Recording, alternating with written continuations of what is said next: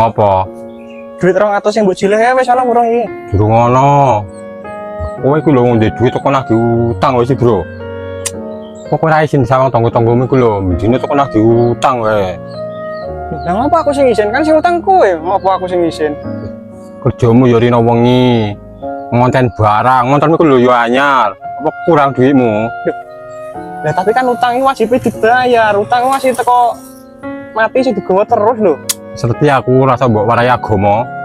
Iya ya reti tapi kan aku storymu barang diingi jalan-jalan.